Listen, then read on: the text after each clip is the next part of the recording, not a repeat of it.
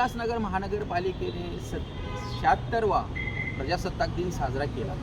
या उल्हासनगर महानगरपालिकेत दरवर्षीप्रमाणे हा प्रजासत्ताक दिन साजरा करण्यात येतो। त्यावेळेस तिरंगा ध्वज हा फडकवला जातो। उल्हासनगर महानगरपालिकेला लाभलेल्या प्रथमच आयुक्त मनीषा आव्हाळे यांनी आजच्या दिवशी प्रण केलेले आहे की उल्हासनगर शहरामध्ये त्या विकास घडवून आणणार आहेत। त्यांच्यावरती ही मोठी जबाबदारी आहे।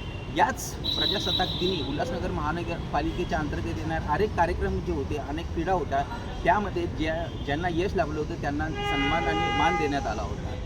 सोबतच आपल्या पहिल्या भाषणामध्ये, अर्थात माध्यमांना दिलेल्या पहिल्या भाषणामध्ये त्यांनी सांगितले की येणाऱ्या काळामध्ये उल्हासनगर शहरामध्ये त्या विकास घडवणार आहेत।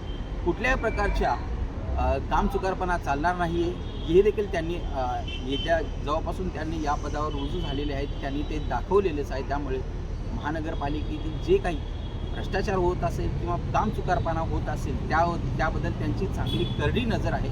आता हे पाहणं अत्यंत गरजेचं आहे की येणाऱ्या काळामध्ये उल्हासनगर शहरामध्ये विकास घडणार आहे की नाही, कारण की महानगरपालिकेच्या या आयुक्ता या प्रथमच आयुक्त आहेत ज्या IAS दर्जाच्या अधिकारी आहेत।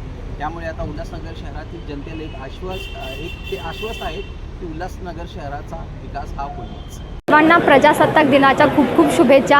I think it is a matter of great pride की उल्हासनगर कॉर्पोरेशनला पहिली महिला आयुक्त मिळालेली आहे आणि प्राईडच नाही तर मला वाटतं it is a matter of great responsibility also on my shoulder की एक महत्त्वाची भूमिका बजावण्याची आहे पुढच्या पिढीसाठी, महिलांच्या सगळ्या पिढीसाठी।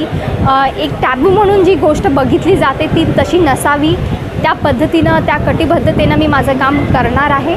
सगळ्यांची साथ आणि सोबत याच्यामध्ये मला मिळावी ह्याच्यासाठीच मी सगळ्यांना नम्र विनंती करते। आजचा जो सोनेरी दिवस आहे त्याचं औचित्य साधून सगळ्यांनी एक प्रणच घ्यावा की आपल्या देशाला पुढे न्यायचं आहे म्हणून। आणि खूप खूप शुभेच्छा। मला इथे येऊन खूप छान वाटत आहे। Thank you so much.